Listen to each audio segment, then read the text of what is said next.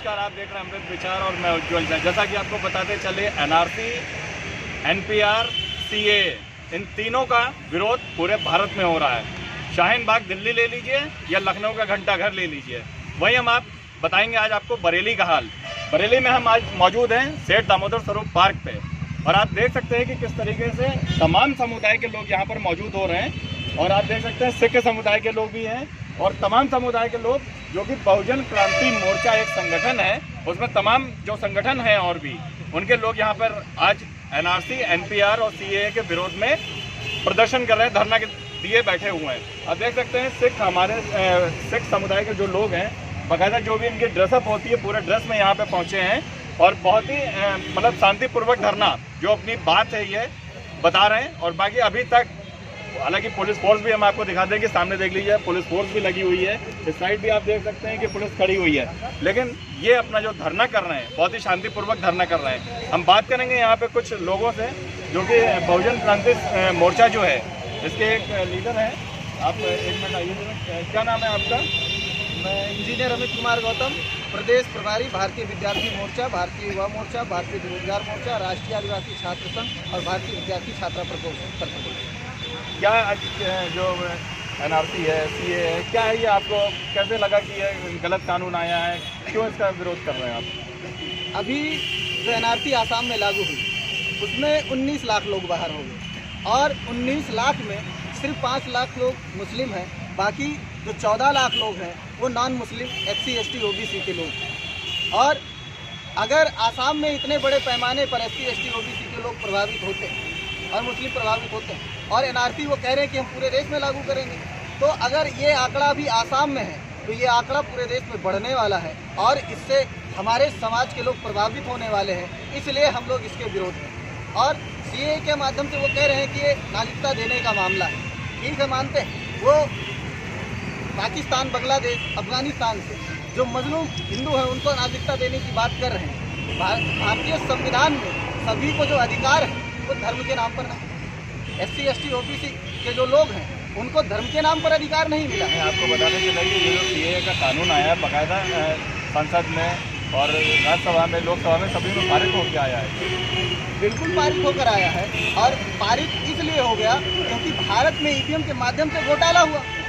ये जो निर्णय वहाँ पे बैठे प्रतिनिधियों ने बनाया वो जनता के प्रतिनिधि नहीं, वो EVM के प्रतिनिधि हैं। इस वजह से ये कानून पास हो गया। अगर वो वास्तव में जनता के प्रतिनिधि होते तो ये कानून कभी भी पास नहीं होता।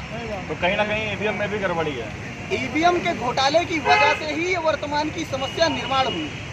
देखिए, आप जो आए हैं यहाँ पर आज धरने के लिए, धरना देने आए हैं, क्या इसका उद्देश्य है धरने का?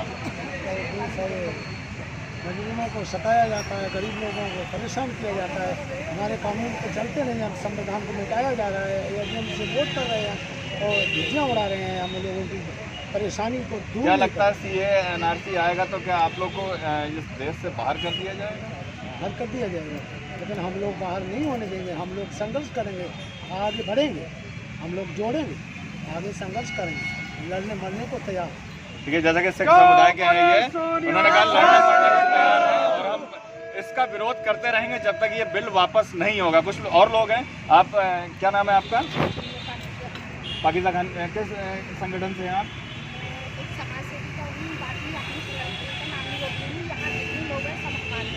और हमारा यही नारा है कि सब आपस में होगी।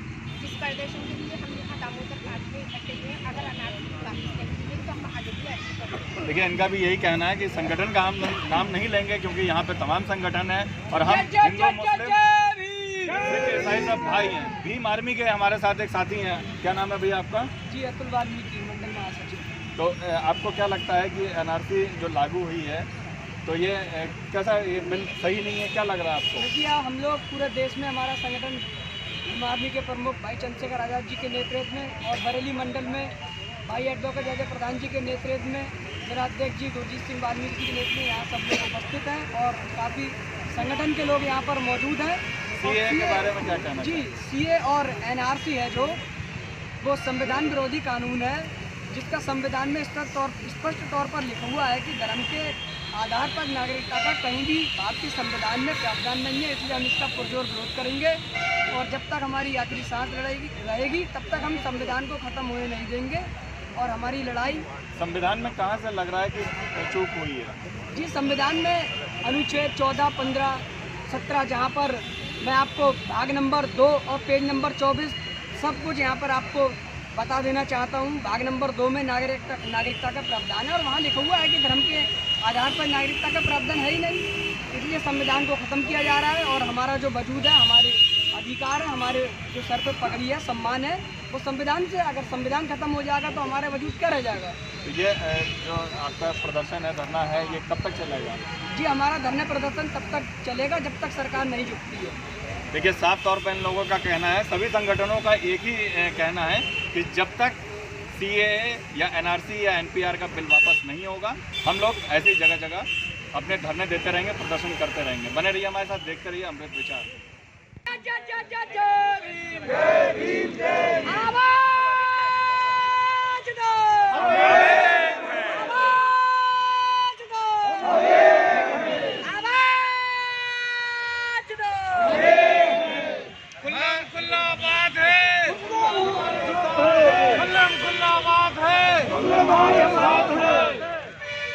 अगर ये मामला देने का था, ये 14 लाख जो SC ST OBC के लोग हैं, ये कैसे NRC के बाहर हो गए?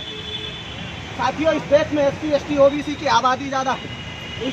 इस कानून से मुस्लिम सिर्फ 15% प्रभावित होगा, 74%, 5% SC ST OBC के लोग प्रभावित होंगे। लेकिन इस देश की मीडिया आपको गुमराह करती है। क्या कहती है? NRC का जो संबंध है वो मुसलमानों के विरोध। ऐसा नहीं, मैं नहीं कहता कि मुसलमान प्रभावित नहीं होगा, जरूर होगा, लेकिन वो अनुपात में अगर कम है तो अनुपात में कम प्रभावित होगा। हमारी संख्या अनुपातिक ज़्यादा है तो हम ज़्यादा प्रभावित होंगे। साथियों, NRC और CAA है क्या? इस देश में SC ST OBC और कन्वर्टेड माइनॉरिटी की संवैधानिक अलग पहचान है। इस देश में अनुसूचित जाति के लोग कौन है? जो सामाजिक और शैक्षिक रूप से पिछड़े हैं और जिनके साथ छुआछूत होती है, अनटचेबिलिटी होती है, वो कौन है? शेड्यूल कास्ट के लोग। शेड्यूल ट्राइब के लोग कौन है? जो सामाजिक और शैक्षिक रूप से पिछड़े हैं और जो ट्राइबल ट्रेड है, जिनमें कबीलाई गुण है, वो आदिवासी है। साथियों, OBC के लोग कौन है? जो सामाजिक और शैक्षिक रूप से पिछड़े हैं, ना तो उनके साथ अनटचेबिलिटी होती है, ना ही वो ट्राइबल ट्रेड। इस तरह से SC ST OBC और कन्वर्टेड माइनॉरिटी की अलग आइडेंटिटी है भारतीय संविधान में, अलग आइडेंटिटी भारतीय संविधान में है। और वो CAA के माध्यम से कह रहे हैं कि लेने का नहीं देने का मामला है। बिल्कुल मैं मानता हूँ देने का मामला है, लेकिन पहले NRC के माध्यम से हमें बाहर करोगे, CAA के माध्यम से अंदर लोगे। वो नागरिकता हमको किसके नाम पर देना चाहते हैं? हिंदुत्व के नाम पर। SC ST OBC माइनॉरिटी के लोगों को धर्म के आधार पर संविधान में कोई भी अधिकार बहाल नहीं है। साथियों, RSS मोहन भागवत को माननीय मोहम्मद इस्लाम साहब ने पूना में कार्यक्रम लगाकर चैलेंज किया। क्यों? क्योंकि हमारे SC ST OBC के लोगों को हिंदू हिंदू कहते रहते। उन्होंने चैलेंज किया, मोहन भागवत साबित करे SC ST OBC के लोग हिंदू है। मोहन भागवत को कार्यक्रम लगाकर कहना पड़ा SC ST OBC के लोग धार्मिक हिंदू नहीं। क्या कहा? सांस्कृतिक रूप से हिंदू है। तो साथियों, आपको बता दो, जो विदेशी लोग हैं जिन्होंने हमको गुलाम बनाया है और हम गुलाम हैं, तो मालिकों का और गुलामों की संस्कृति कभी एक नहीं हो सकती। हो सकती है क्या? गुलामों और मालिकों की संस्कृति एक हो सकती है? विदेश से आए हुए लोगों की और भारत के मूल लोगों की संस्कृति एक हो सकती है? साथियों, तो हम सांस्कृतिक हिंदू भी नहीं। मोहन भागवत ने कहा हम धार्मिक हिंदू नहीं है, वो सांस्कृतिक हिंदू कहता है। इन तथ्यों के आधार पर हम सांस्कृतिक हिंदू भी नहीं। साथियों, ये देश जो भारतीय संविधान है, ये धर्मनिरपेक्ष है।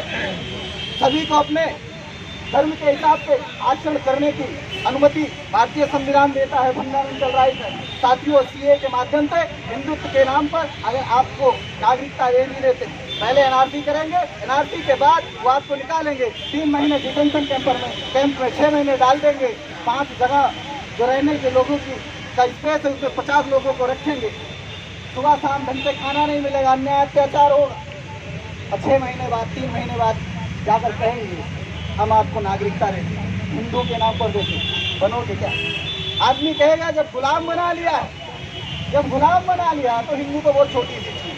हिंदुत्व के नाम पे जब वो नागरिकता देंगे, आपका नागरिक सर्टिफिकेट बनेगा, आप आ जाओगे, सोचोगे डिटेंशन सेंटर से निकल कर बाहर पब्लिक में आ गए, रहने की थोड़ी सी आज़ादी, सांस लेने का मजा है। लेकिन जब आप कलेक्टर के ऑफिस जाओगे, आप अपने बच्चों को एडमिशन के लिए जाओगे और कहोगे कि हम एससी के लोग, हमें एससी का सर्टिफिकेट चाहिए, हम एसटी के लोग, हमें एसटी का सर्टिफिकेट चाहिए, हम ओबीसी के लोग हैं, हमें ओबीसी का सर्टिफिकेट चाहिए, तो कलेक्टर कहेगा नागरिक प्रमाण पत्र लाओ।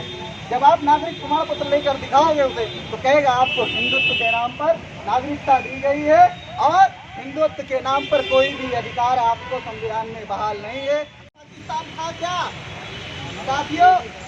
आज जो बांग्लादेश और पाकिस्तान को समस्या बता रहे हैं, इन्हीं के पुरखों ने ये समस्या पैदा की है, इन्हीं के पुरखों ने ये समस्या पैदा की है। गांधी जी ने कहा इस देश के टुकड़े नहीं होने दूंगा, क्या कहा? इस देश के टुकड़े मेरी लाश पर होंगे, टुकड़े हो गए, गांधी जिंदा रहे।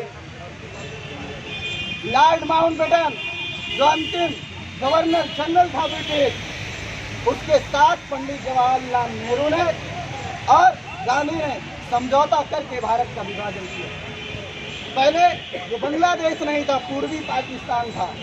साथियों, वो बांग्लादेश कैसे बना? ये जो बंटवारा हुआ, उस बंटवारे को भी समझने की जरूरत।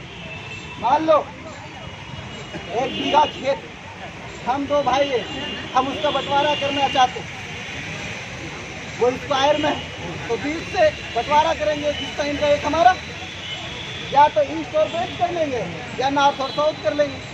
यही तो बंटवारे का तरीका है। 3 हिस्से करेंगे, पूर्वी इनका और पश्चिमी इनका और सेंट्रल का मेरा। ऐसा एनपीआर के विरोध में भारत बंद, सीएए के विरोध में भारत बंद, एससी ने ललकारा है, भारत देश हमारा है, एससी ने ललकारा है, भारत देश